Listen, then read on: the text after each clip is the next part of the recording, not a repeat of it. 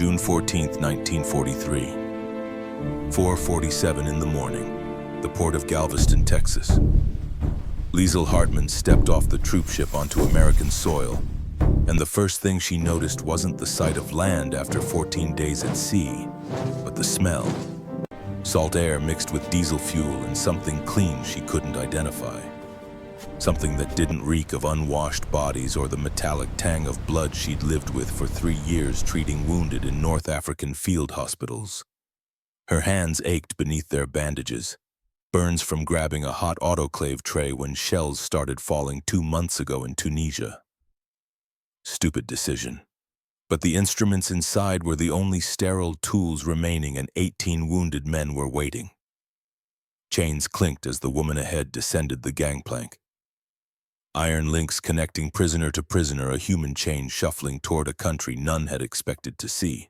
Liesl watched her own feet in boots so worn the soles separated from leather. One step, another. The dock felt solid after 2 weeks of rolling deck. "Ma'am, watch your step there." She froze.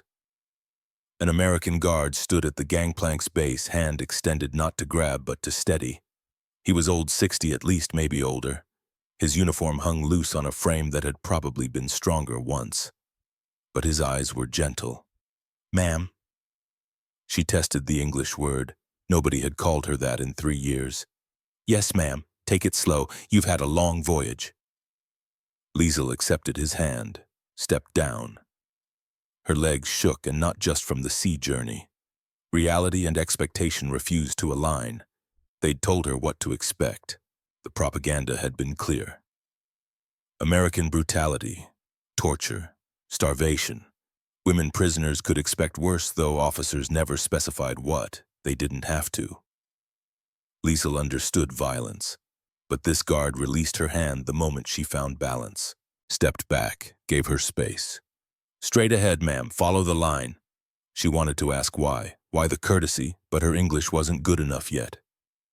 And 17 other women pressed behind her chains, pulling her forward. The sun was rising. Golden light spilled across the Texas coastline, illuminating a city that shouldn't exist. Not in a world where Hamburg burned, where Dresden had been bombed to rubble, where every letter from home described shortages and suffering. But Galveston stood intact, whole buildings rising 3, 4, 5 stories. Windows with glass, streets paved smooth, cars moving along the waterfront, real automobiles with fuel to burn, driven by civilians treating war like something happening elsewhere. Liesl's throat tightened. She turned away, focusing on Margaret Brenner's head in front of her. Greta, 22 years old, captured in the same field hospital. Greta's blonde braid hung limp, unwashed for weeks. Inside the processing building, chains came off. Liesl rubbed her wrists where metal had chafed. An American woman soldier gestured toward wooden benches. "Sit. Rest. There's water in those pitchers. Drink what you need." Water. Clean water in glass pitchers, clear enough to see through. Liesl stared. "Go on," Greta whispered. "It's not poisoned. Why would they bother?" Logical. But logic had divorced from reality somewhere over the Atlantic. Liesl poured water into a tin cup and drank. It tasted of nothing. No chlorine, no chemicals, just water, cold and pure. She wanted to cry. Didn't. Not yet. A door opened. A woman entered, tall, straight-backed despite age. 50 or so, gray threading through dark hair pulled into a tight bun. She wore a white coat over her uniform. A stethoscope hung around her neck. The doctor walked to the front and simply looked at them. Her gaze moved from face to face, assessing without judgment. "My name is Dr. Eleanor Caulfield. You've been assigned to Camp Mexia, approximately 200 miles north. Before transport, I need to ensure you're medically fit for the journey. If any of you are ill or injured, I need to know now." Silence. 18 women who'd learned that admitting weakness invited exploitation. Dr. Caulfield's mouth tightened. "Let me be clear. I'm asking so I can provide medical care, not punishment. The Geneva Convention requires humane treatment, and in the United States we follow that law." Liesel's hands throbbed. She kept them folded in her lap, hidden. "Nothing," Dr. Caulfield asked. "None of you." Greta elbowed Liesel gently. Liesel shook her head, but Dr. Caulfield saw. She stepped closer. "You! With the bandages, what happened?" "Burns," Liesel said quietly. Her English felt thick. "Old healing. Let me see." It wasn't a request. Liesel stood, walked forward on legs that hadn't adjusted to solid ground, extended her hands. Dr. Caulfield unwrapped the bandages slowly, her touch professional and impersonal. The burns underneath had scabbed weeks ago, but infection had set in during the voyage. Red streaks radiated from the wounds. Dr. Caulfield's jaw tightened. "This needs proper treatment, immediately. I can wait. Until camp. You'll have blood poisoning by then." Dr. Caulfield turned to an assistant. "Get my kit, antiseptic, clean bandages, and penicillin." Penicillin. Liesel had heard of it. A miracle drug the Americans had. She'd watched men die from infections that penicillin would have cured, and this doctor was offering it to her, an enemy, a prisoner. "Because you're a nurse," Dr. Caulfield said, reading her expression. "I can see it in how you tried to hide your injuries, but infection doesn't care about pride, and I won't let a treatable wound become a death sentence." The assistant returned. Dr. Caulfield cleaned the burns with solution that stung but smelled blessedly antiseptic. Applied cream, wrapped both hands in fresh white bandages, then loaded a syringe and injected clear liquid into Liesel's arm. "That'll hurt for a few hours, but it'll save your life. Change the bandages every 2 days. I'll check on you at Camp Mexia." "Thank you." Liesel's voice cracked. "I don't understand." Dr. Caulfield packed her supplies. When she spoke again, her voice had gone quiet. "My late husband was a prisoner in Germany, 25 years ago during the Great War. Old men guarded him, veterans too wounded to return to the front. They treated him with dignity, shared their rations when they had little enough themselves." She paused. "He died in 1940 before this war, but he taught me something. The enemy isn't the person across from you. The enemy is the war itself." They fed them. Liesel sat at a long wooden table and stared at the plate before her. Scrambled eggs, real eggs yellow and steaming, bacon 2 thick strips fat still sizzling, toast with butter, actual butter melting into bread, a glass of milk full fat and cold, more food than she'd seen in one meal in 2 years. Beside her, Greta was crying silently, tears running down her face as she ate. Most of the other women weren't eating at all, just staring. Liesel picked up her fork. The metal felt strange in her bandaged hand. She scooped eggs and brought them to her mouth. The taste exploded across her tongue, salt and butter and richness her body had forgotten. Her stomach cramped immediately. She forced herself to chew slowly. Swallow. Take another bite. 3 bites in, she had to stop. Her stomach was rebelling, unable to process abundance. She ran, found a bathroom, vomited everything into a toilet that flushed with clean water, rinsed her mouth at a sink with hot and cold running water, stared at her reflection in an uncracked mirror. The woman looking back was a stranger. 24 years old, but looking 40. Hollow cheeks, dark circles, hair that had once been thick and blonde, now brittle. "Forgive me, Mama," she whispered. "Forgive me for surviving when Heinrich might be starving." The door opened. Dr. Caulfield entered unsurprised. "First rich meal in a long time, we'll do that. Your stomach needs to adjust. Try again later, smaller portions." Liesel turned. "The others, they ate some, others couldn't." Dr. Caulfield leaned against the sink. "You know what malnutrition does, takes time to recover. Why feed enemies better than you feed your own people? We know Americans have rationing too. We do. But Geneva Convention requires we feed prisoners the same rations we give our soldiers. That's the rule." Dr. Caulfield's expression didn't change. "Creates resentment among civilians who see enemy soldiers eating steak while they're rationing meat. But the law is the law. You follow laws even when they help enemies, especially then. That's what separates us. Your government threw out rules when it suited them. Ours keeps them even when it's hard. Because if we break rules to beat you, We become you. She left. Liesel stood alone, trying to reconcile everything she'd been taught with everything she was experiencing. The propaganda had been clear. Americans were weak, soft. They would crumble under pressure. They had no discipline, no honor, no strength. But this bathroom had running water. The building had electricity. The food was abundant. The doctor had wasted precious penicillin on an enemy prisoner. Either the propaganda was wrong or this was elaborate deception. Liesel pressed her bandaged hands to her face, tried to think, failed. Exhaustion pulled at her. She hadn't slept properly in 2 weeks. Someone knocked. "We're loading for transport, 5 minutes." 5 minutes to gather the shattered pieces of everything she thought she knew. The trucks carried them north through Texas landscape that looked nothing like the desert where she'd been captured. Green fields stretched to horizons. Cattle grazed behind wooden fences. Farmhouses stood solid roofs, intact windows full of glass. Everything whole. Liesel sat in the truck's back with 12 other women watching America roll past.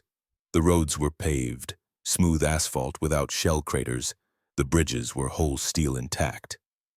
"It's like the war doesn't exist here," Greta whispered. 3,000 miles of ocean. That's the difference. We should hate them for being safe while Europe burns. Liesel didn't answer.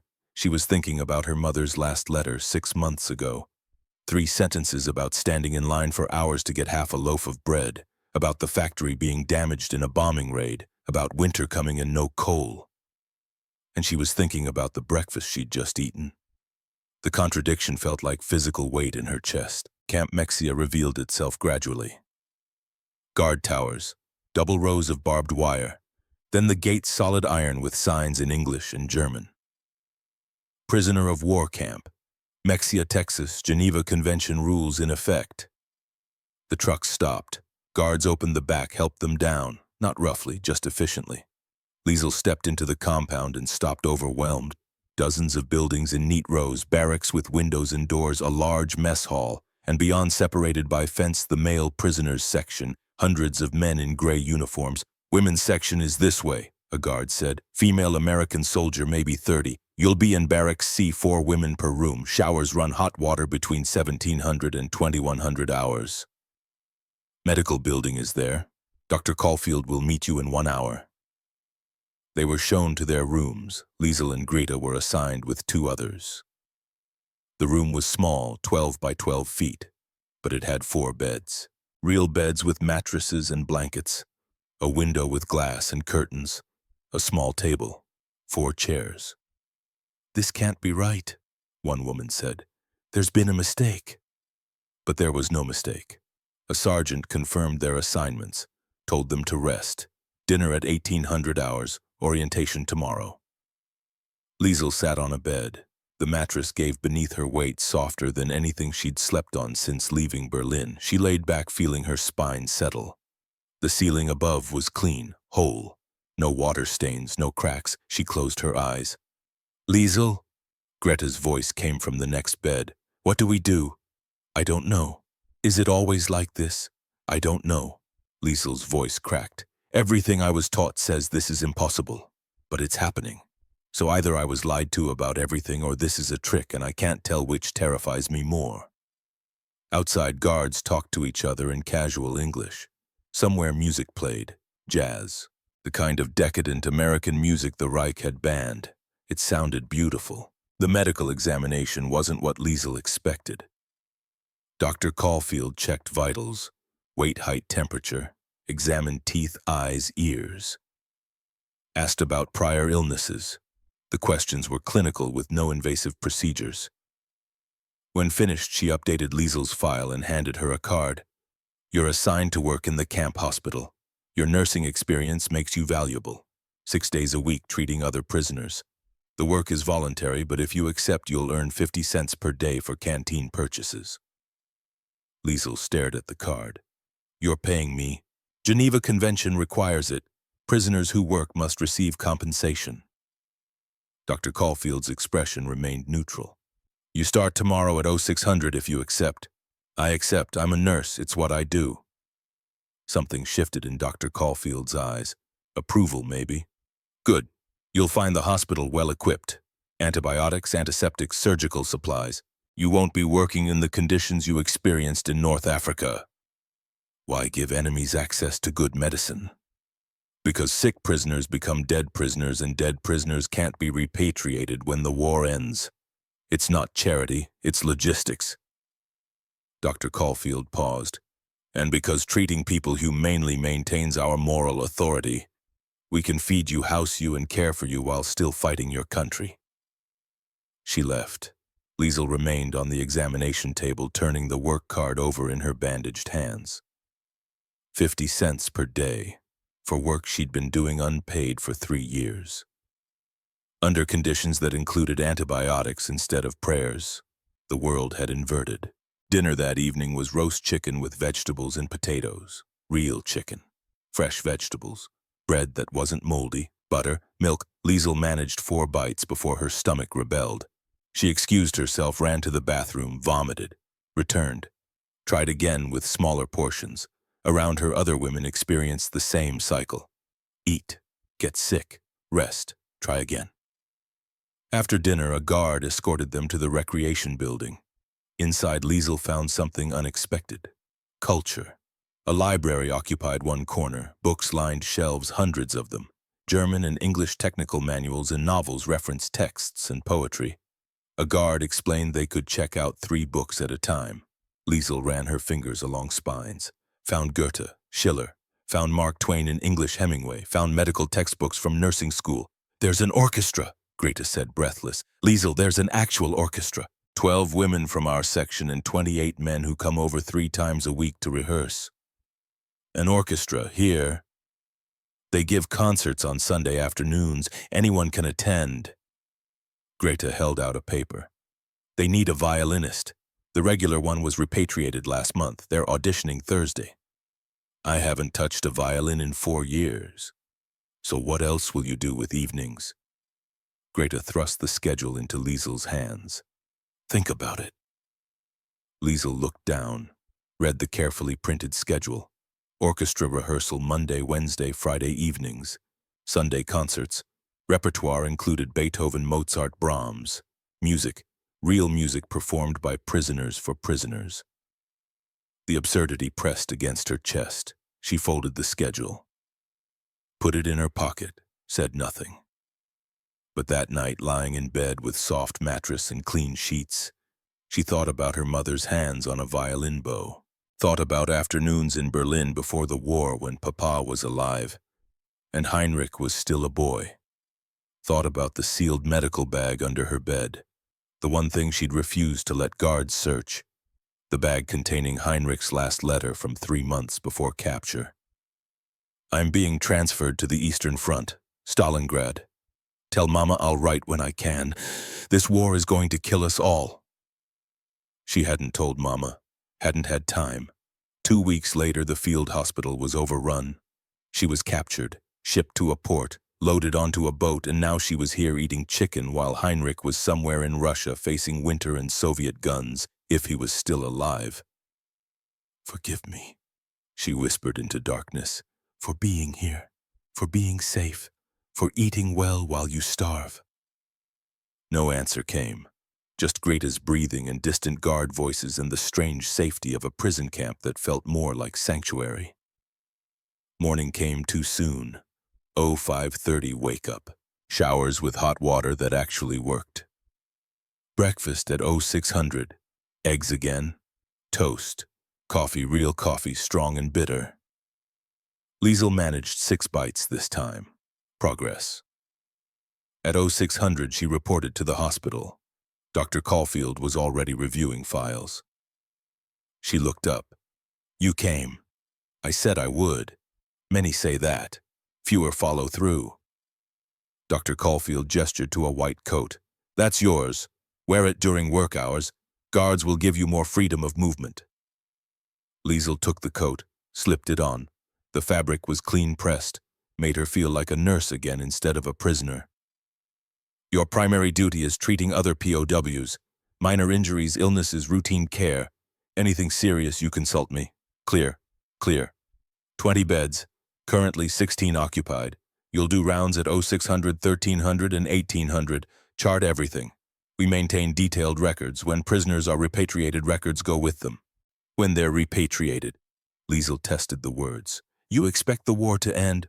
All wars end eventually. Whether in 6 months or 6 years, this one will end. When it does, prisoners go home. Records ensure their doctors know what treatment they received. Procedure. Everything seemed governed by procedure, rules, laws, systematic organization treating prisoners not as enemies to destroy, but as problems to manage until they could be returned. Dr. Caulfield led her through the ward, introduced patients, explained cases, treatment plans, prognoses. Spoke to Liesel not as subordinate but as colleague. The 11th bed held a man Liesel recognized, Dieter Vogel. He looked up as they approached. His eyes found Liesel's face and narrowed. You, he said in German. They put you to work here, Herr Dieter. Her voice came steadier than she felt. I didn't know you were in this camp. Typhus. They've been treating me for 2 weeks. His gaze shifted to Dr. Caulfield, then back. And now they're putting you in position to poison me if you choose. I would never, wouldn't you? You always treated enemy wounded like they deserved the same care as our own. He turned his face away. The Americans have corrupted you already. Dr. Caulfield's expression hadn't changed. Is there a problem? No problem, Liesel said quickly, switching to English. We know each other from before. Before meaning? We were engaged to be married before the war. I see. Dr. Caulfield made a note in Dieter's chart. Will that interfere with your ability to provide care? Liesel looked at Dieter, saw the man she'd promised to marry at 19, saw how war had hardened passion into cruelty, saw fanaticism in his eyes. No, it won't interfere. Dr. Caulfield nodded, moved to the next bed. Liesel followed, feeling Dieter's gaze burning into her back. When her shift ended and she returned to barracks, Greta found her sitting on her bed, staring at nothing. What happened? Dieter is here, in the hospital, recovering from typhus. Greta sat heavily. What did he say? That I'm corrupted, that I believe American lies. Liesel's hands twisted in her lap. The same things he said in Tunisia. He reported you, Liesel, to the SS. I heard the other nurses, that's why you have those scars. They questioned you because someone told them you were giving preferential treatment to enemy wounded. Liesel had suspected, but hearing it confirmed still felt like a punch. He thought he was doing the right thing. In his mind, I was betraying the Reich. And you still defend him. I'm not defending him, I'm trying to understand. Liesel looked up. Greta, what if he's right? What if this is corruption? What if the Americans are just better at psychological warfare? What if all of this is designed to make us doubt our beliefs? Greta was quiet. Then does it matter?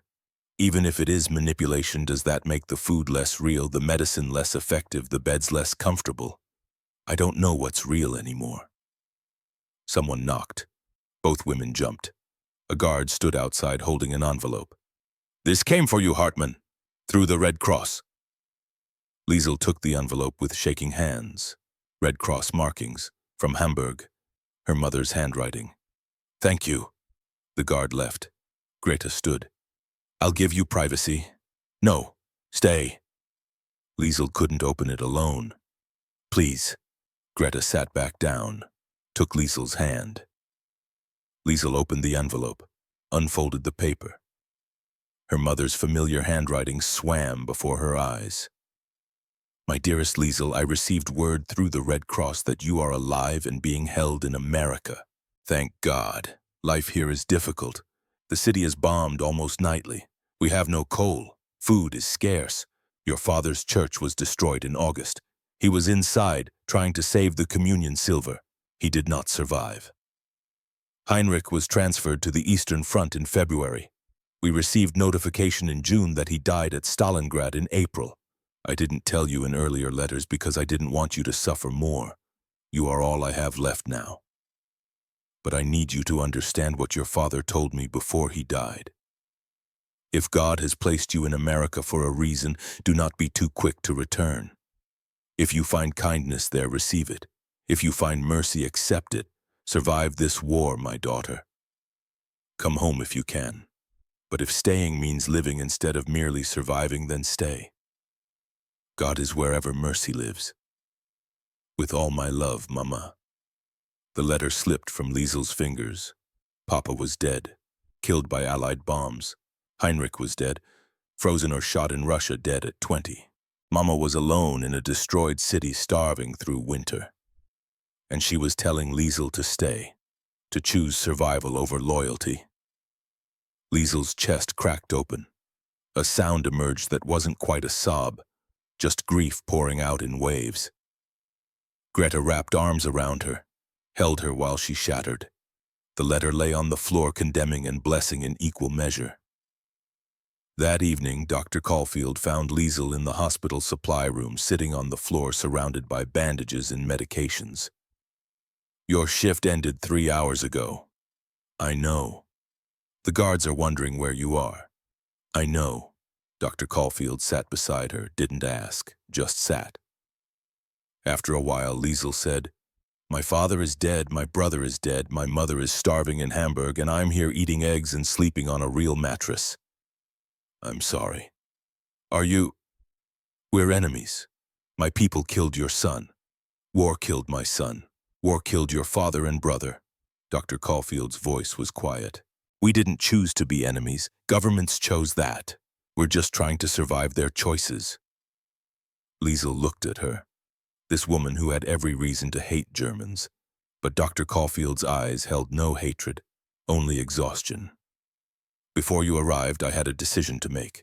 Treat German prisoners as enemies deserving punishment, or as patients deserving care. The first would honor my anger, the second would honor my son's memory. She stood, extended a hand to help Liesel up. My husband taught me something when he came home from being a prisoner. He said the old German guards who treated him with dignity probably saved his life, not just physically but spiritually, because if they'd been cruel, he would have come home full of hatred, and that hatred would have poisoned the rest of his life. Liesel took her hand, let herself be pulled to her feet. Those guards gave him something to hold on to, proof that humanity could survive even in the worst circumstances. Dr. Caulfield's grip tightened briefly. I want to be that for you. I want you to go home, remembering that not all Americans were what your propaganda said. She left Liesel standing in the supply room, surrounded by medicine and possibility. That night in bed with clean sheets, Liesel made a decision. Tomorrow she would audition for the orchestra, not because she was giving up on Germany, but because Mama had told her to survive, to live, not just exist. And if mercy looked like an orchestra in a Texas prison camp, maybe that was exactly where God wanted her to be. The sealed medical bag under her bed contained Heinrich's last letter. Tomorrow she would add Mama's letter, would keep them both as reminders of what she'd lost and what she was fighting to preserve. But tonight she let herself imagine holding a violin again, let herself imagine music filling spaces that grief had hollowed out. Outside, a guard changed shifts. The searchlights swept across the compound. Somewhere someone was playing harmonica melody drifting through night air. Liesel closed her eyes and listened. And for the first time since boarding the ship in Tunisia, she let herself hope that maybe she might actually survive this war. Not just physically, but as a human being who could still recognize beauty in the most unlikely places. Even in a prison camp where enemies treated her better than her own country ever had.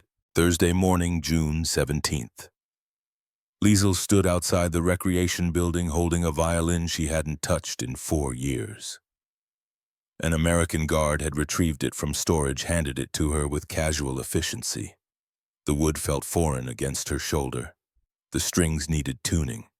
Her bandaged hands made holding the bow awkward. But when she drew the bow across strings for the first time, muscle memory took over.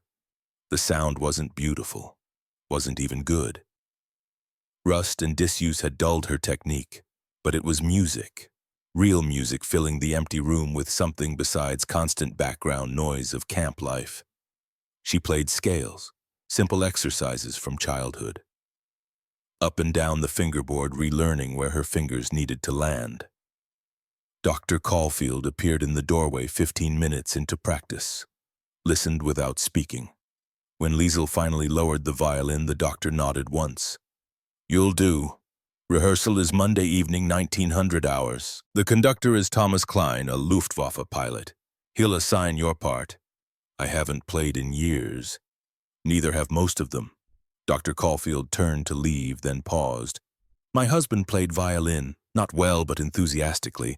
He said music kept him sane during his months as a prisoner, something beautiful to hold on to when everything else was ugly." That night, Liesel practiced in her room. Greta sat reading, occasionally looking up when Liesel hit a particularly sour note.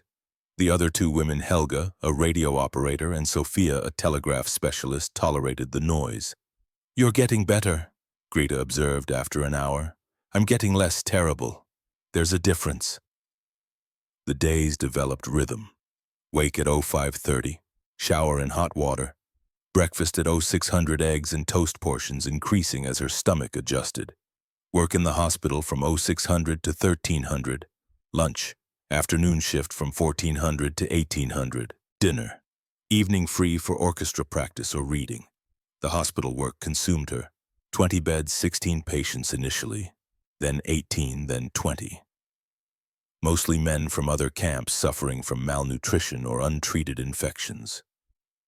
She changed bandages, administered medications, charted vitals, monitored recovery, and slowly, grudgingly, she began to trust the supplies. The antibiotics that actually worked, the sterile equipment that didn't need improvising, the medications in proper doses. She treated a man with pneumonia who would have died in Tunisia. Gave him penicillin and watched him recover in 5 days. She treated a man with compound fracture improperly set in a previous camp. Dr. Caulfield rebroke the bone, set it correctly. 6 weeks later, the man walked without a limp. Every patient who recovered was proof that propaganda had lied. Every successful treatment was evidence that American weakness was actually strength. It destabilized something fundamental in Liesel's worldview. She'd spent 3 years believing ruthlessness won wars, that mercy was weakness, that the Reich's willingness to sacrifice anything demonstrated superior commitment. But here was a nation feeding prisoners steak while civilians rationed meat.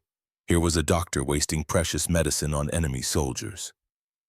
Here was a system treating humane treatment not as luxury but as legal requirement, and that system was winning the war.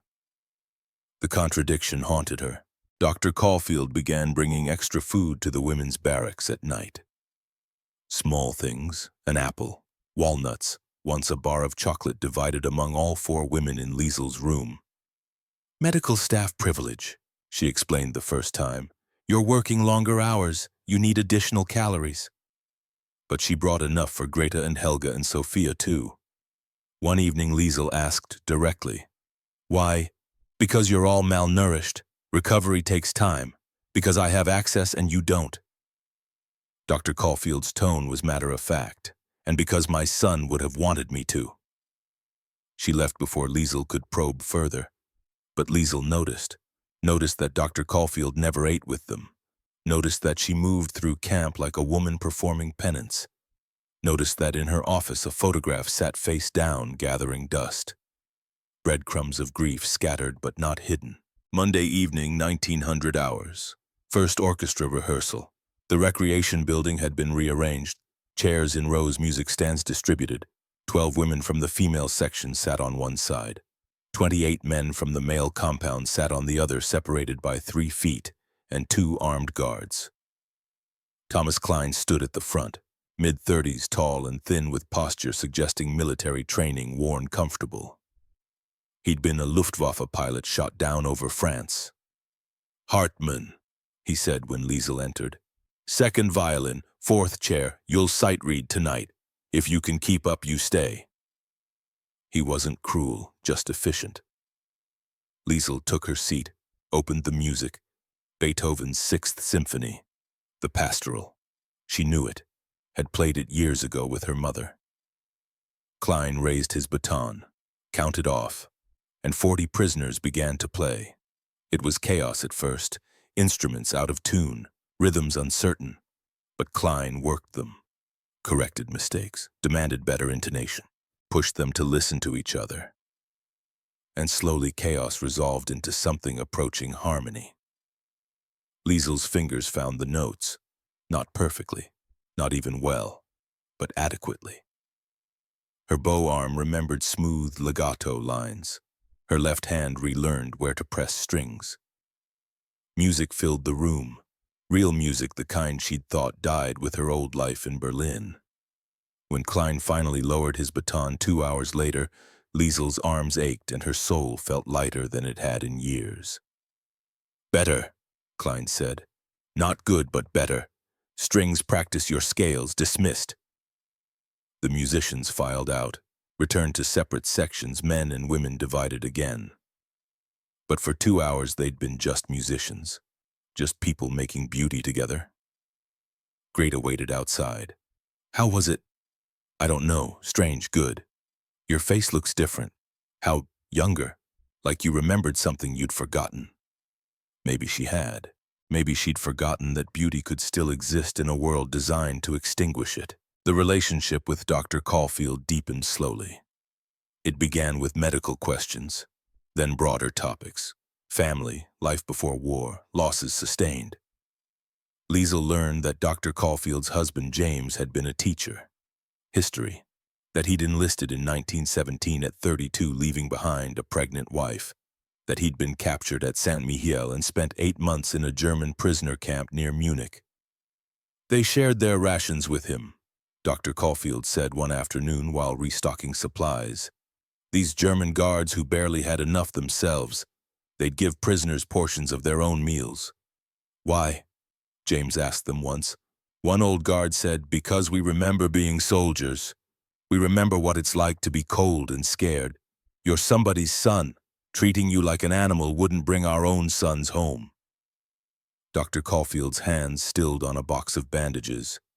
James came home in 1919 believing Germans weren't monsters. He taught history with that understanding, tried to make his students see that every war has human beings on both sides. She resumed stocking shelves. "He died in 1940, heart attack. He never knew about this war, never saw his son enlist, never learned that Michael died at Anzio." Her voice remained steady. "Sometimes I think that's a mercy. Your son, the photograph on your desk, is staying face down until this war ends. I can't look at his face every day and maintain the professionalism required to treat German prisoners with humanity. So the picture stays down. I remember him, I mourn him, but I don't look." It was the most personal thing she'd shared, a gift of trust. "I understand," Liesel said quietly. "My brother's last letter is in a sealed bag under my bed. I can't read it again. If I do, I'll break, so it stays sealed. I remember what it said, but I don't look." Dr. Caulfield met her eyes, held her gaze, nodded once. They returned to work in companionable silence. Two women carrying ghosts too heavy to set down, but too precious to abandon. June became July. Heat pressed down on Camp Mexia.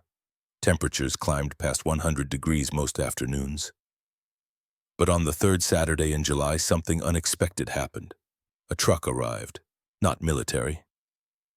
A civilian farm truck driven by a woman about 65. She parked outside the female compound and climbed down carrying crates. Strawberries, fresh strawberries, red and ripe. The woman approached the gate, spoke to guards. The camp administrator came, had a brief conversation, waved her through. She entered carrying 2 crates, set them down in the recreation building, looked around at assembled women with practical farmer assessment. "I'm Colleen Whitmore," she announced in English. The female guard translated into German. "My farm is 10 miles east. Had a good strawberry harvest this year, more than we can eat. Seemed ashamed to waste them when you girls are probably missing fresh fruit." She gestured to the crates. "Help yourselves. The guards already checked them. No contraband, just strawberries." The women stared. Nobody moved. Mrs. Whitmore sighed. "I know. You're thinking it's a trap. It's not. It's just an old woman who grew too many strawberries and doesn't like waste." She turned to leave, stopped, turned back. My son is somewhere in the Pacific, fighting Japanese. I don't know if he's alive. Haven't heard in 3 months. Her voice roughened. When I pray for him at night, I pray some Japanese mother is showing him kindness if he's been captured, feeding him if he's hungry. She met Liesel's eyes. I can't control what happens to my boy, but I can control what happens here. So, strawberries. Eat them in good health. She left. The women stood frozen, then Greta walked forward, picked up a strawberry and bit into it, her eyes closed.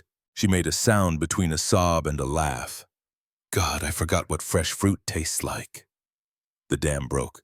Women surged forward, not grabbing, just selecting strawberries with reverence, eating slowly, savoring, some crying, some smiling, most both.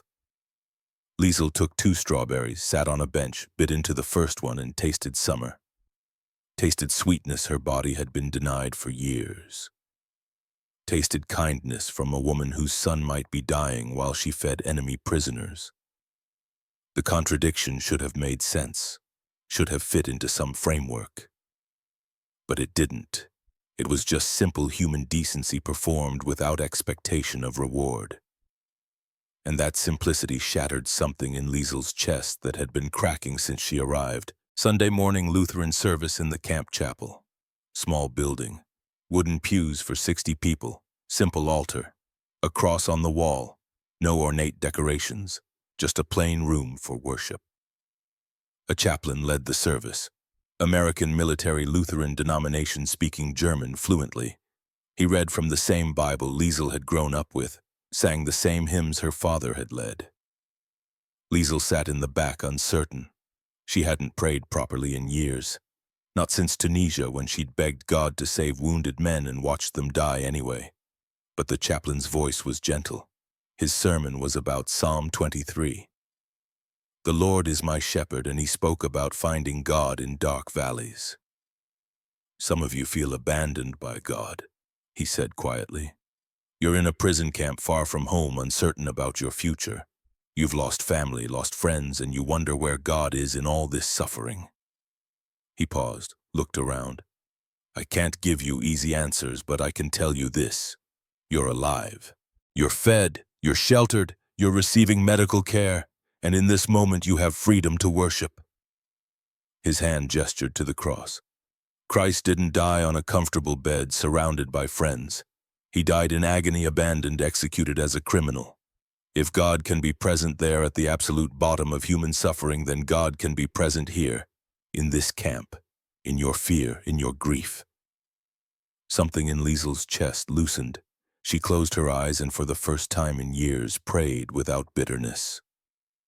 Not for rescue, not for the war to end, just for strength to survive another day, for her mother alone in Hamburg, for wisdom to know what to believe. When she opened her eyes, she found Dr. Caulfield 3 rows ahead, head bowed, shoulders curved in grief that wouldn't be comforted. After the service, Liesel approached. I didn't expect to see you here. I come most Sundays, not because I have faith anymore, because James did. Coming here keeps a promise. The chaplain seemed sincere. They all do. Dr. Caulfield stood. But if it comforts you, I'm glad.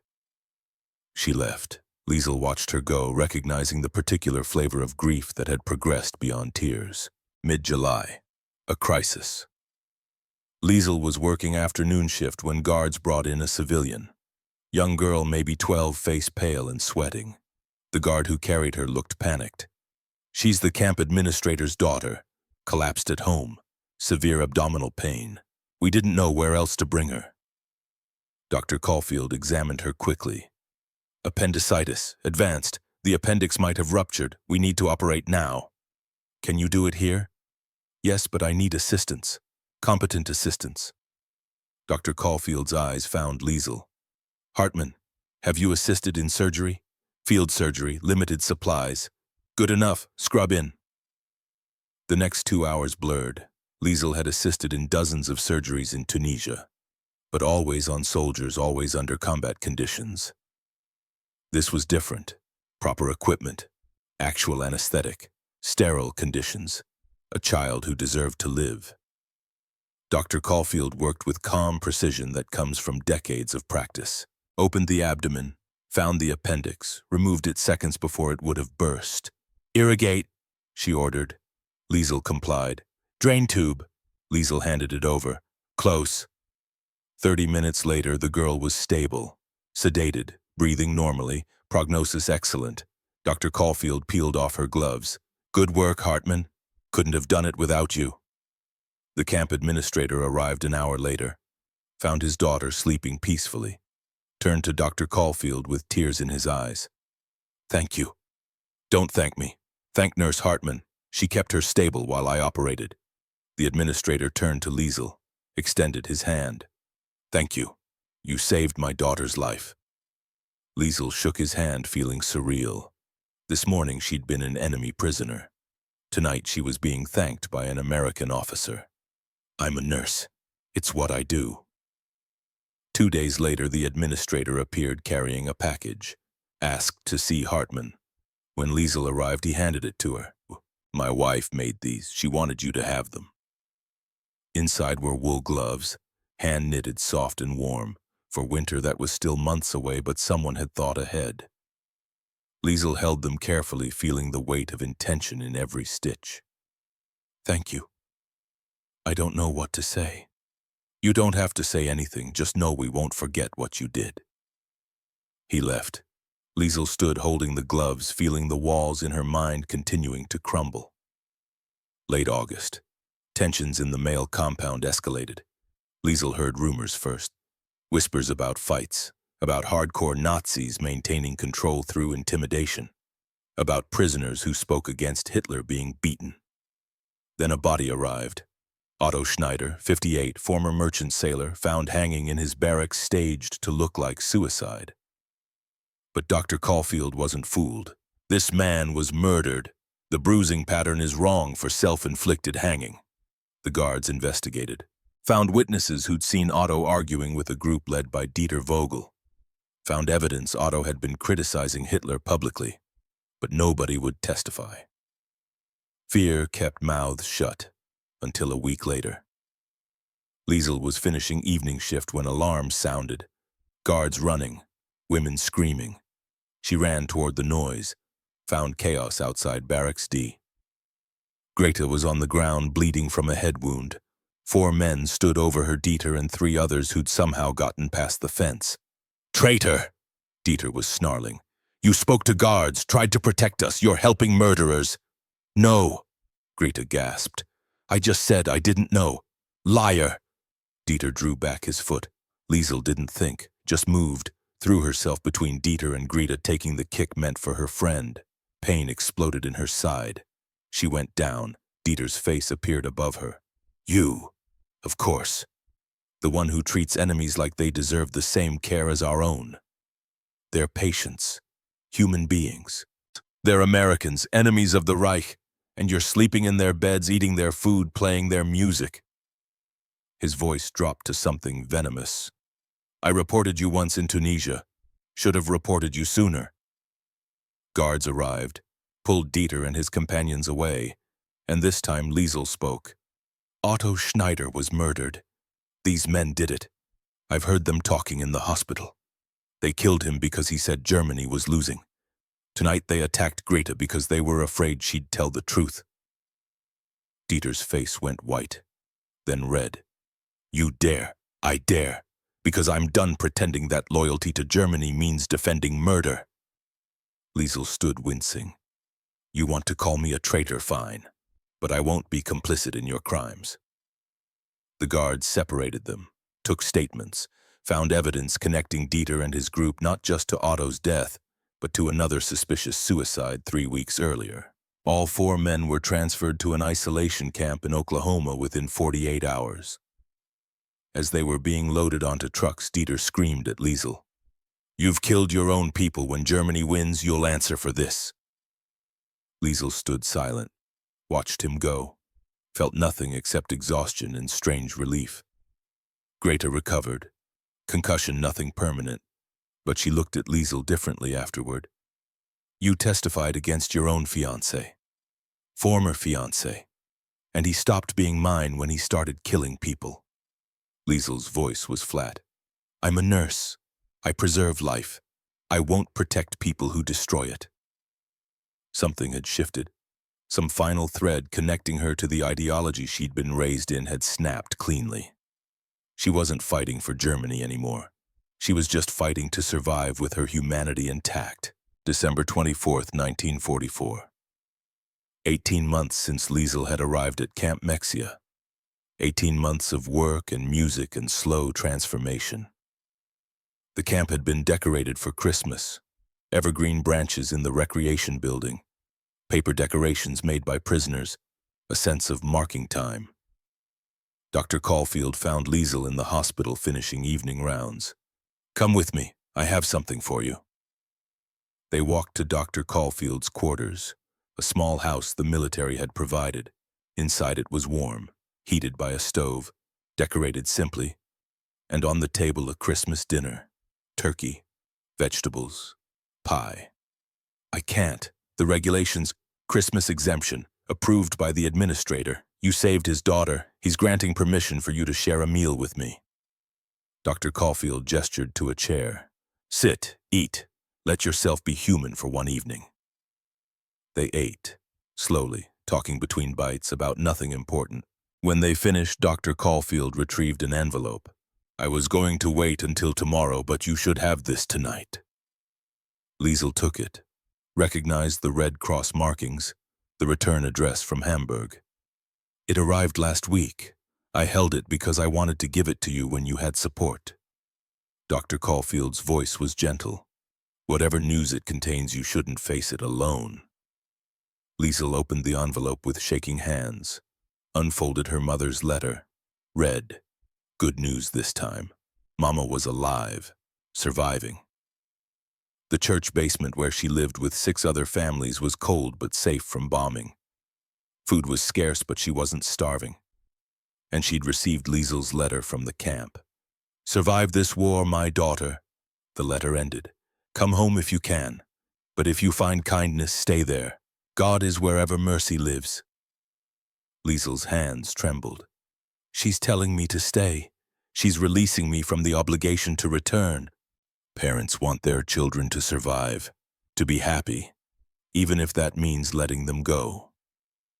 Dr. Caulfield was quiet for a moment. Then she walked to her desk and turned over the photograph that had been face down for 18 months. A young man in uniform, 23, dark hair, his mother's eyes, his father's jawline, smiling with confidence people have before war teaches them mortality. "Michael, my son. He died at Anzio in January. Same month you were captured in Tunisia." Dr. Caulfield's voice was steady, but her hands shook slightly. He was 23, had just finished medical school, enlisted because he felt it was his duty, wrote about wanting to help wounded soldiers. She set the photograph down carefully.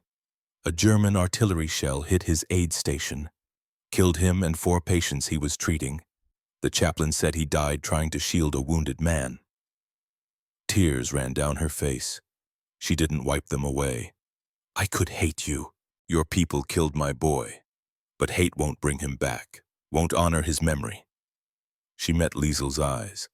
"Michael believed in mercy, in treating enemies with dignity.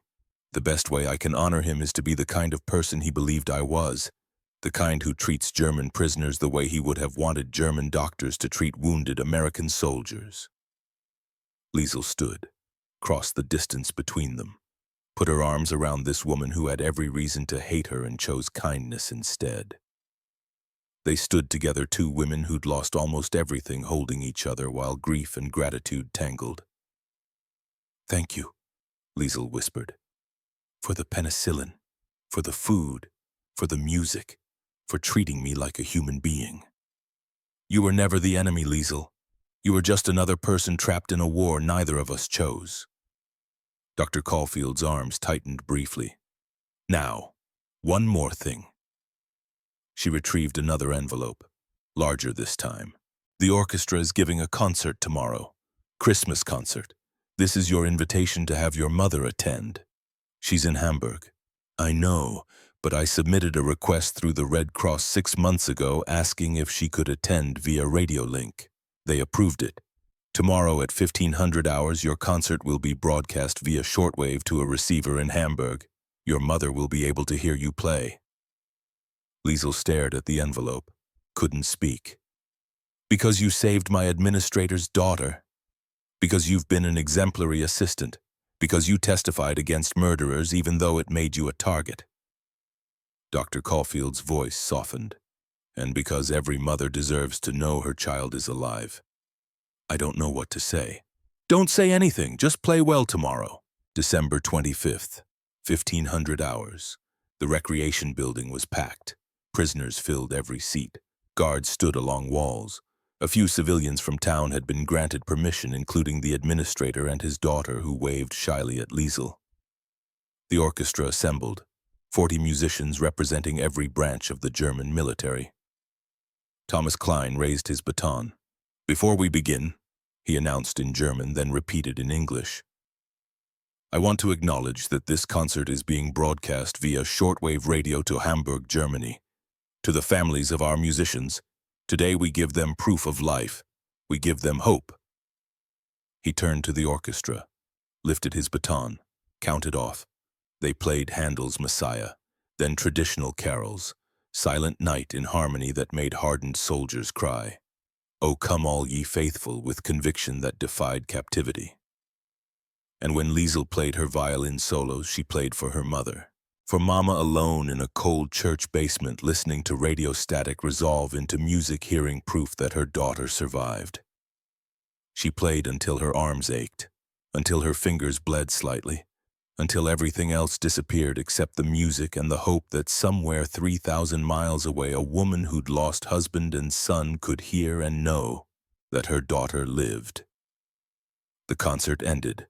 Applause filled the room. Liesel lowered her violin, looked up, and saw Dr. Caulfield in the back, tears running down her face, hands pressed to her mouth.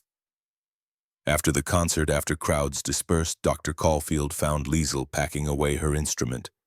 That was beautiful. Michael would have loved it. I wish he could have heard it. Maybe he did. I don't know if I believe that anymore, but maybe. Dr. Caulfield handed her a handkerchief. Your mother heard you. That's what matters. Liesel wiped her eyes. I don't know how to repay this. You already have. Every day you work in that hospital with skill and compassion. Every time you choose kindness over bitterness. Dr. Caulfield's voice was firm. When this war ends, Liesel, you're going to face a choice. Germany will want you back, but I'm going to file immigration papers, sponsorship for you to remain in America legally. I can't guarantee they'll be approved, but I'm going to try. Liesel's breath caught. You'd do that? I already did it. Filed the paperwork 3 months ago. I want the option to keep you on staff when this ends, not as a prisoner, as a colleague. Before Liesel could respond, bells started ringing, guards shouting, prisoners emerging from barracks. Someone had a radio, American radio. The broadcast was in English, but the message was clear. The Allies had broken through German lines in France. The Battle of the Bulge was turning.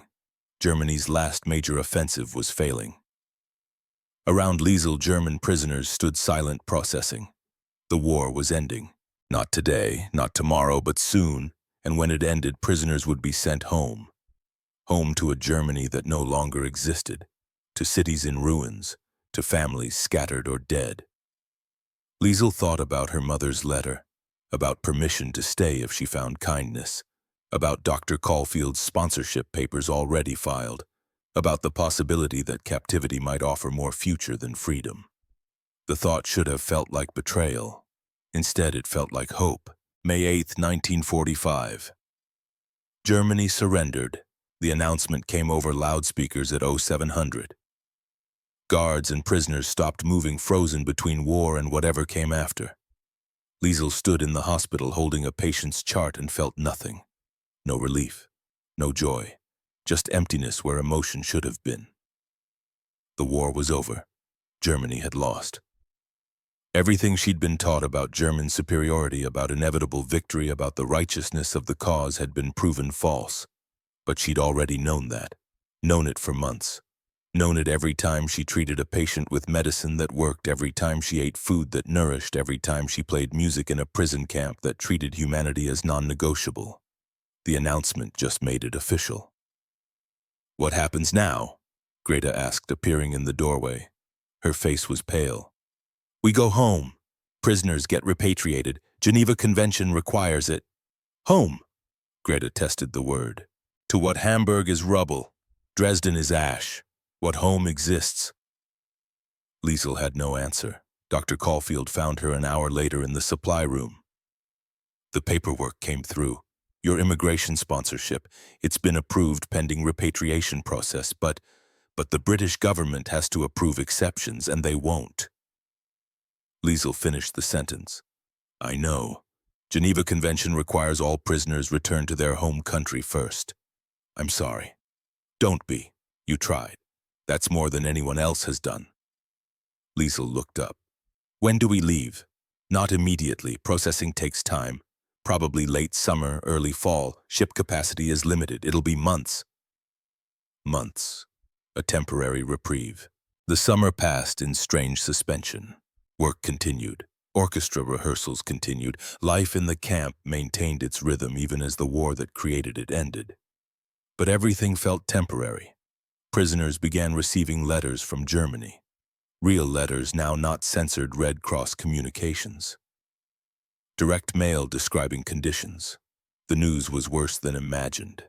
Cities destroyed. Infrastructure collapsed. Millions homeless. Food scarce to starvation. Soviet occupation in the east bringing arrests, deportations. Allied occupation in the west more humane but uncertain. And everywhere the slow reckoning. The camps, the death factories, the systematic murder of millions. News that made Liesel physically ill.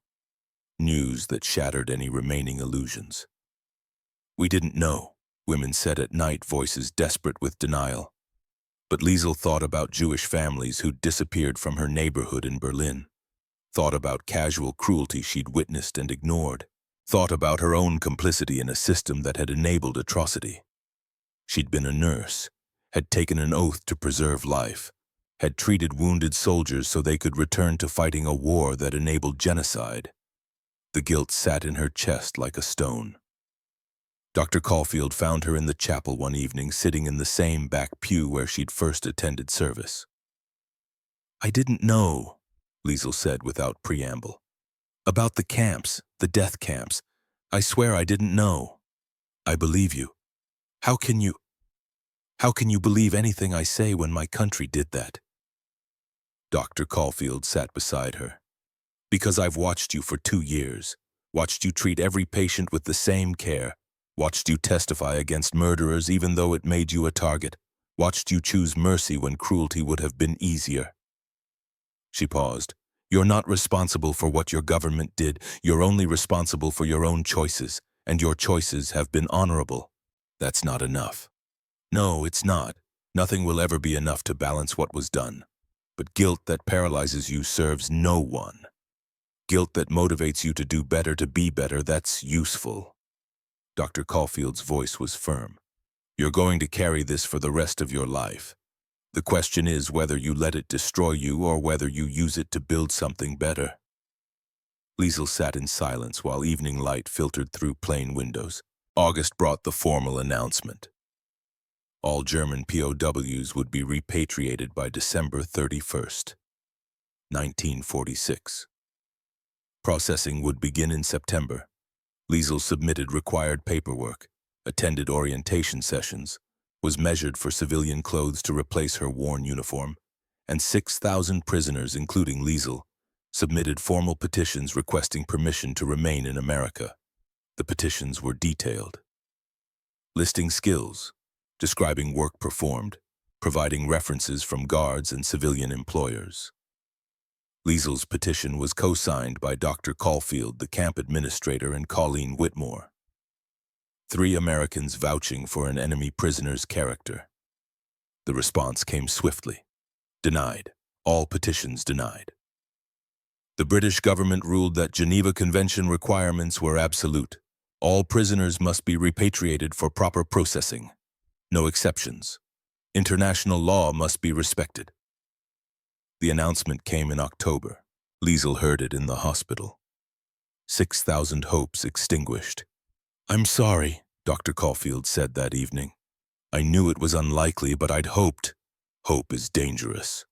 Reality is that you'll go home processed through British centers and eventually be released into occupied Germany. But nothing prevents you from applying for legal immigration afterward. The sponsorship papers are still valid." "How long?" "Years, probably. Immigration quotas are strict. German applicants are low priority." Dr. Caulfield met her eyes. "But I'll keep the paperwork active. When you're ready, you can apply. I'll be here." It wasn't the answer Liesel wanted, but it was the only answer available. November 14th, 1946. Departure day. Liesel packed her few possessions, civilian clothes that fit poorly, the wool gloves from the administrator's wife, the sealed medical bag with her brother's letter and her mother's letters. She dressed in the navy blue dress and coat, and the wool gloves. She wore those. Greta and the other women from her barracks stood ready, Helga crying quietly, Sophia staring at nothing. "This doesn't feel real," Greta whispered. "Maybe it won't be as bad as the letters say." "Don't lie to me, Liesel." Guards escorted them to the central yard where trucks waited. Male prisoners were already loading. Dr. Caulfield stood near the gate, not in her white coat, in a simple dress looking older than her 55 years. Liesel approached, stopped 3 feet away. "Thank you," she said, "for everything, for the medicine, for the music, for treating me like a human being." "You were never the enemy, Liesel. Remember that when things get hard." Dr. Caulfield's voice cracked. "When you apply for immigration, I'll expedite the paperwork. However long it takes, I'll be here." She stepped forward, pulled Liesel into an embrace that violated regulations. Liesel held on. This woman who'd lost her son to German artillery. This woman who'd chosen kindness over revenge. "I'll write. Through the Red Cross. Do that, please." Dr. Caulfield released her, stepped back, wiped her eyes quickly. "Now go, before I embarrass myself." Liesel climbed into the truck, found a seat beside Greta, watched through the canvas as Camp Mexia disappeared, the place where she'd been imprisoned, the place where she'd been freed. The contradiction no longer confused her. She understood now that chains could liberate if they broke you free from lies. The trucks drove to Galveston, the same port where she'd arrived 3.5 years ago.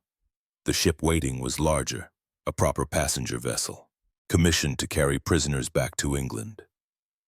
Liesel boarded, was assigned a cabin 4 women per room, beds that were narrow but real, so different from the voyage that brought her. The ship departed at dusk. Liesel stood on deck with Greta watching the Texas coastline recede. "Do you think we'll ever come back?" Greta asked. "I don't know. Maybe, if the paperwork goes through." "That's a lot of ifs." "Yes." The voyage took 3 weeks. North Atlantic in November, rough seas and cold wind. But the ship had heat, had food, had medical facilities. Liesel spent the crossing practicing English with other women who'd decided to apply for immigration eventually, teaching what she'd learned, sharing Dr. Caulfield's address, building a network of women who refused to accept that Germany's defeat meant their own destruction. They arrived in Liverpool in December, were processed through temporary camps, questioned, documented, given papers identifying them as repatriated prisoners. The train to Hamburg took 2 days through a Europe that looked like the apocalypse. Bombed cities, destroyed bridges, refugees everywhere. Liesel pressed her face to the window and watched her continent's suicide scroll past. Hamburg, January 3rd, 1947. The city was gone. 80% of buildings reduced to rubble. Streets cleared enough for vehicles but lined with ruins. The cold was brutal. -10 Celsius. Cold that penetrated wool and flesh and bone.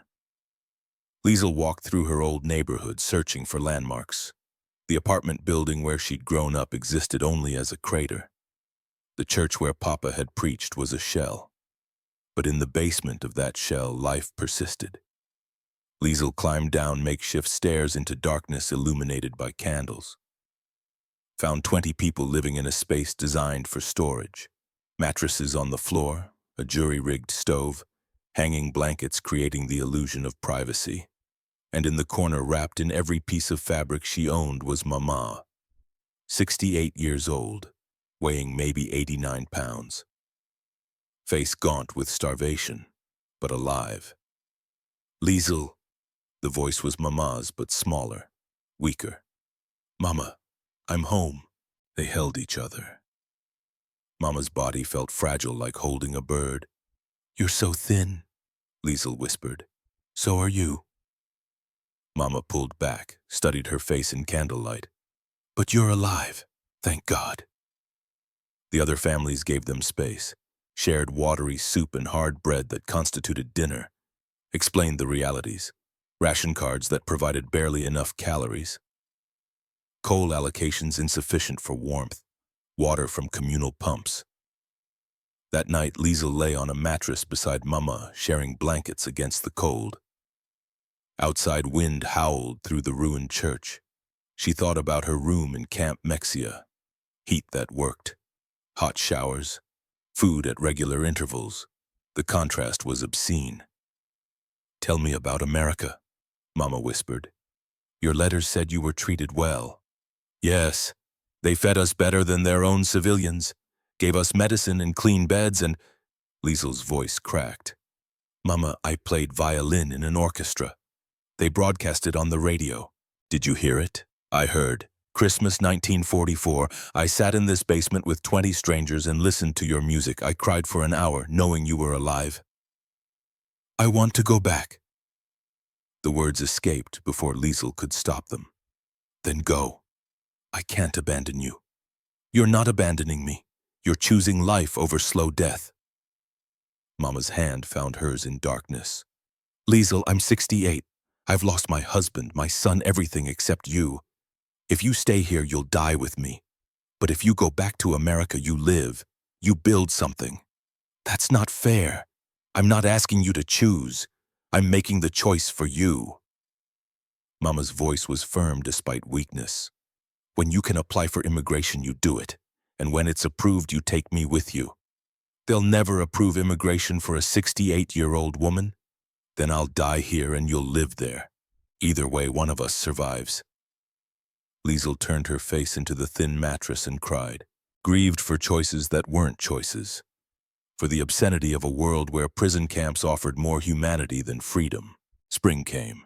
The cold eased. Liesel found work clearing rubble. 10 hours a day hauling broken bricks for pennies, wages that bought almost nothing. The black market thrived. American cigarettes were currency. People traded family heirlooms for potatoes. Liesel had nothing to trade except the civilian dress and the wool gloves she refused to part with. In April, she wrote to Dr. Caulfield through the Red Cross. I'm alive. Mama is alive. Hamburg is destroyed. I'm working rubble clearing. When immigration quotas open, I'll apply. Please keep the sponsorship active. The response came 3 months later. Sponsorship remains active. No timeline yet, could be years. But when they do, your paperwork is ready. Stay alive, Liesel. That's all you have to do. Simple instruction. Impossible execution. By summer, they were both skeletal, surviving on rations that provided 1,200 calories daily, not enough for physical labor, barely enough to sustain Mama's frail body. In August, Dieter appeared. Liesel was walking back from work when he stepped out from behind a ruined building. Thinner than she remembered. Eyes that once burned with Nazi ideology now burned with communist fervor. Liesel, I heard you'd returned. Dieter. She kept walking. He fell into step. We should talk. About the future. We have no future. We were engaged. That commitment still stands. No, it doesn't. Liesel stopped, faced him. You attacked Greta. You murdered Otto. You reported me to the SS. We're done. We were done the moment you chose ideology over humanity. His face hardened. America corrupted you. No, America revealed me, showed me who I'd always been underneath the propaganda. Her voice was steady. I'm a nurse. I preserve life. You're a killer. We were never compatible. She walked away, felt his gaze burning into her back, That conversation was ending something dead for years. Now it was finished. She felt lighter for it. The correspondence with Dr. Caulfield continued.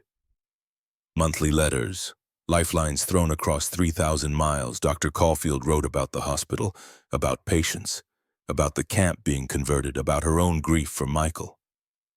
Liesl wrote about rubble clearing, about Mama's declining health, about hope and despair in equal measure. And they both wrote about the future, about immigration quotas, about sponsorship. Years passed.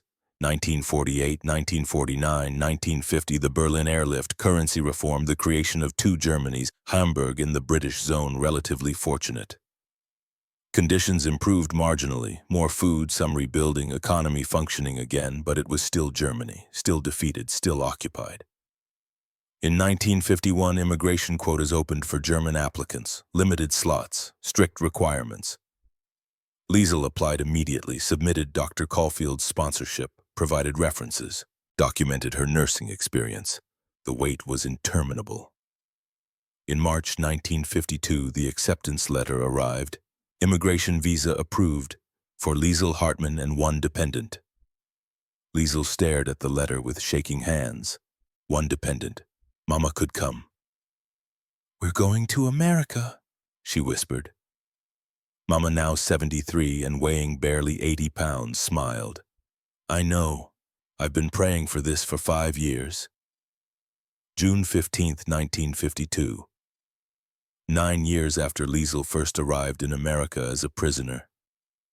She stood on the deck of the SS United States watching New York Harbor approach, the Statue of Liberty rising from water, but she wasn't processing through Ellis Island. Special arrangements for former POWs with approved visas. She'd go through customs in Manhattan, then take a train to Texas, to Galveston, to Dr. Caulfield, who'd waited 5.5 years. Mama stood beside her, bundled in blankets despite June warmth. The voyage had been hard. Seasickness, weakness, but she'd survived. "Are you scared?" Mama asked, terrified.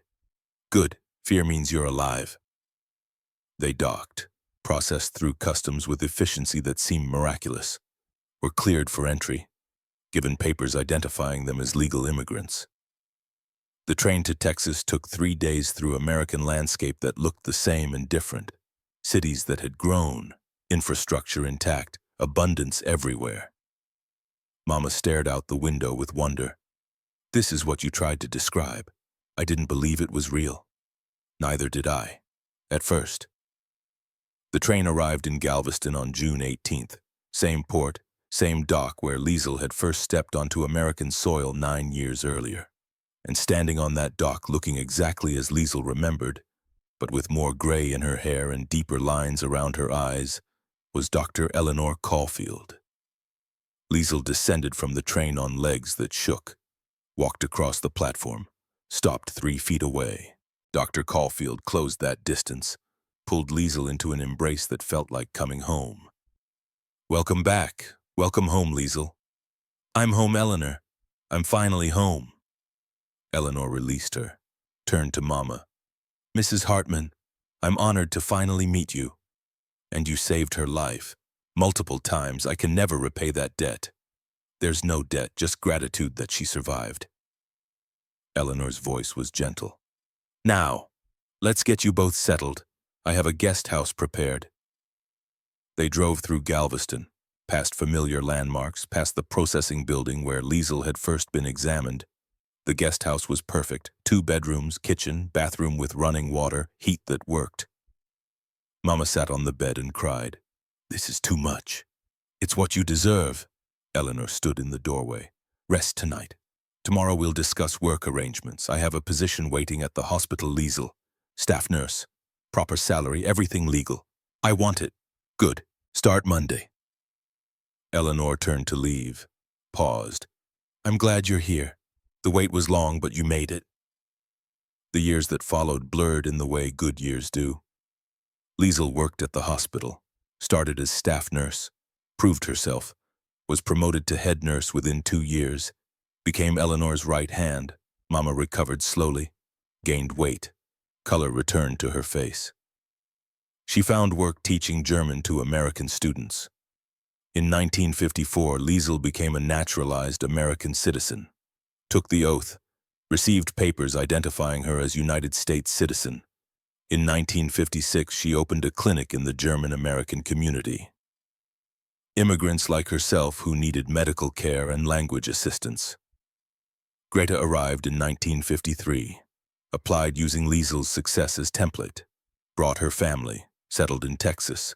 12 other women from Camp Mexia followed over the next 5 years, all sponsored by Eleanor or by Liesel once she had citizenship, all building lives in the country that had imprisoned them.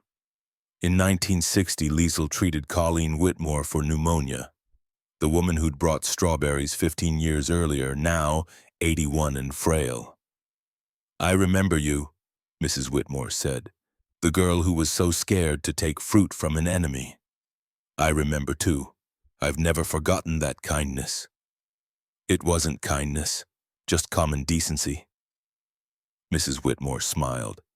"My son came home from the Pacific, 1946. He'd been a prisoner in Japan for 2 years. Said a Japanese farmer's wife gave him water once. Just water. But it kept him alive." She gripped Liesel's hand. "What goes around comes around. You give mercy, you receive mercy." In 1963, Eleanor retired at 72, handed her private practice to Liesel. "It should be yours," Liesel protested. "My legacy is you.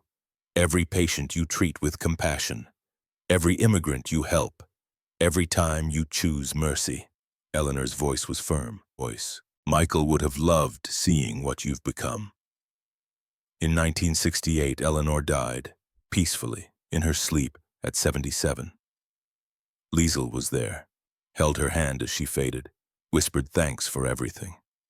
At the funeral, Liesel spoke, told the story of arriving as a prisoner, of being treated with dignity, of learning that mercy was strength. Eleanor Caulfield lost her son to German artillery. She had every right to hate me, every reason to exact revenge, but she chose differently. That choice saved my life, and through me saved the lives of thousands of patients I've treated. She paused. When people ask me about Eleanor, I tell them she won a war, not with bullets, but by refusing to let hatred destroy her humanity, by proving that mercy is stronger than vengeance. November 8, 1985. The German War Memorial at Fort Sam Houston, Texas. Ceremony dedicating a monument to the 156 German prisoners who died in American camps. Disease accidents, old age, and 5 executed for murdering fellow prisoners. Liesel attended, now 66, gray-haired, face lined with age but healthy. Her daughter stood beside her. Margaret, 30, born American, raised American. She'd married an American veteran, had 3 children. "Mom," Margaret said quietly, "did you know any of these men?" "Yes, I treated some in the hospital. Others I knew from orchestra." Liesel looked at the names carved in granite. Otto Schneider, murdered by Nazis for saying Germany was losing. I testified about his death. That must have been hard. Testifying was easy.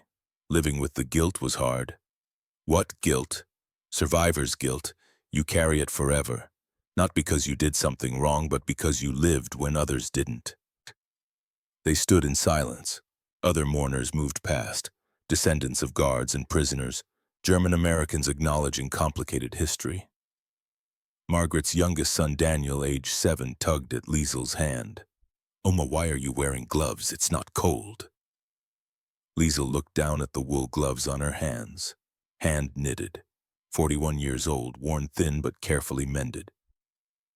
"These gloves are a gift," she told her grandson, "from a woman whose child I helped when I was a prisoner. She gave them even though I was the enemy. She gave them because I'd done something good. But they're old. Yes, but they remind me of something important.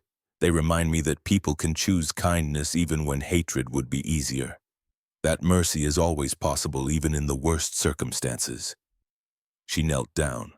"Someday you'll face choices about how to treat people who are different from you. When that happens, I want you to remember these gloves. Remember that your Oma was once an enemy prisoner, and Americans chose to treat her with dignity. Remember, that choice made everything else possible. Daniel touched the gloves carefully. I'll remember.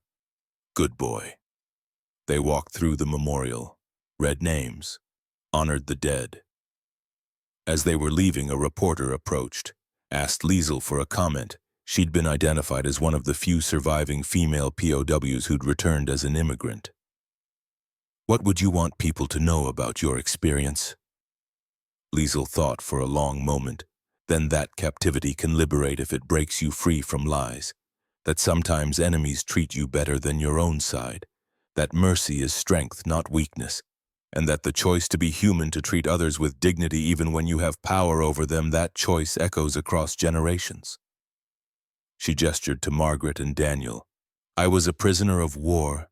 America could have treated me with cruelty. Instead, they fed me, healed me, taught me, and eventually welcomed me as a citizen. That generosity created my daughter, my grandchildren. Do you regret anything? I regret the war. I regret my brother dying in Russia. I regret not seeing my father before he was killed. I regret the 6 million murdered in camps I didn't know existed. Her voice was steady. But I don't regret being captured. Those chains freed me from propaganda, from hatred, from the lies I'd been taught. So you consider your captivity a positive experience. I consider it the experience that saved my life, not just physically but spiritually. Liesel looked back at the memorial.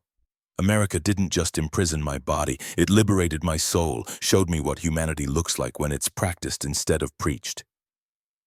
And if you could go back? Liesel smiled, thought about Camp Mexia, about Eleanor, about violin rehearsals and strawberries and wool gloves.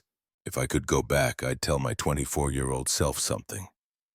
I'd tell her that the world is about to turn upside down, that everything she believes is wrong, that captivity will offer more truth than the freedom she's known, and that the enemy she's been taught to fear will show her more humanity than her own government ever did. She pulled on her gloves. I'd tell her not to be afraid, that sometimes the most difficult paths lead to the most beautiful destinations, that 6,000 prisoners would try to stay in America and thousands more would find their way back legally because the country that imprisoned them treated them better than the country they'd fought for. What happened to the others? 12 of them are in Texas now, citizens, living productive lives. Greta, my closest friend, lives 15 miles from me. We get together every Sunday, cook German food, remember where we came from while being grateful for where we ended up. Any message for current or future generations? Just this: war is inevitable, but how we wage war, how we treat enemies, how we maintain our values under pressure, that determines whether we remain human or become the monsters we claim to fight. She looked directly at the camera. America won World War II not just with superior firepower. It won by refusing to abandon Geneva Convention requirements even when enemies deserved punishment. By feeding prisoners well even when civilians rationed, by treating captivity as temporary care instead of permanent cruelty. That choice to remain human even when inhumanity would be easier created loyalty that battlefield victory never could. 6,000 of us wanted to stay. Thousands more came back. We chose America not because we were conquered, but because we were convinced. The interview ended. Liesel walked with her family toward the parking lot. That was beautiful, Mom, Margaret said. It was true, that's all. They reached the car. Liesel paused before getting in, looked back at the memorial one last time, thought about Otto murdered for telling the truth, about Dieter consumed by ideology, about Heinrich frozen in Russia, about Papa crushed in a church, about Eleanor who'd lost a son but found purpose in mercy, about Mama who'd released her daughter so she could live. Thank you, she whispered to the memorial, to the dead, to the past that had shaped her future. Thank you for the chains that liberated me, for the captivity that taught me freedom, for the enemy who showed me humanity. She got in the car, her family surrounded her daughter, son-in-law, grandchildren, her present and future. The car drove away from the memorial, through San Antonio, toward home, the home she'd chosen, and on her hands the wool gloves remained, 41 years old, threadbare but treasured. A reminder that small acts of kindness echo across decades, that how we treat others in their darkest moments defines our own humanity. That 6,000 German prisoners once refused to leave America, and though they were forced to go, thousands found their way back. Because home isn't always where you're born. Sometimes it's where you're reborn, where you discover who you really are beneath the propaganda, where mercy meets you in your chains and offers something better than freedom offers you truth. Liesl Hartmann had been a prisoner of war, had been an enemy, had been conquered. But she'd also been fed, healed, taught, and ultimately welcomed, had been shown that humanity could survive even total war, had been given the tools to build a life that honored the best of two worlds. In the end, that was enough. More than enough. It was everything. The gloves stayed on, the memories stayed alive, the lessons stayed learned. And somewhere Liesl believed Eleanor was smiling, her legacy living in every patient Liesl treated, every immigrant she helped, every choice to extend mercy instead of judgment. The war had ended 40 years ago, but its echoes continued, in the children of prisoners who became citizens, in the relationships that bridged enemy lines, in the simple truth that how we treat those we have power over determines what kind of people we become. 6,000 German prisoners had refused to leave America in 1946. Britain had forced them home anyway, but over the following decades, 4,500 found legal paths back, brought families, built lives, became Americans not by conquest but by choice. Liesl had been one of them, and she'd never forgotten, would never forget, would carry the memory until her last breath and beyond, passed to children and grandchildren who'd never know captivity but would inherit its lessons. Mercy is strength. Humanity transcends nationality, and sometimes the most unlikely places become holy ground, where transformation happens and lives are saved.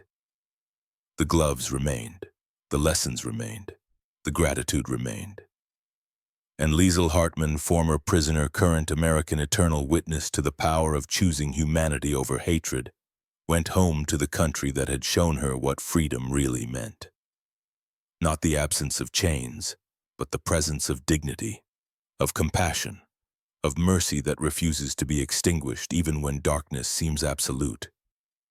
That was the lesson. That was the truth. That was what 6,000 prisoners had tried to tell America in 1946 and what 4,500 eventually showed through their return. You won our loyalty not by defeating us but by treating us like human beings deserved to be treated. That victory echoed across generations, and would echo still when the last prisoner, the last guard, the last witness had gone to dust, because some truths transcend individual lives. Some lessons outlast the people who learned them. Some choices, like giving wool gloves to a former enemy, like feeding prisoners, better than citizens, like choosing mercy when cruelty would be easier. Those choices become eternal. Liesl drove home wearing those gloves, carrying those lessons, embodying that truth. A living memorial to the power of choosing humanity, even especially in war, even especially with enemies, even especially when everything argues for hatred instead. That was the story, that was the legacy, that was what remained when everything else had turned to dust. Human decency, preserved against all odds, practiced despite all pressure, passed forward to generations who would face their own choices. And if Liesl's story helped even one person choose mercy instead of cruelty, then the chains that once bound her had liberated more than just herself. They'd liberated truth, and truth once freed could never be imprisoned again.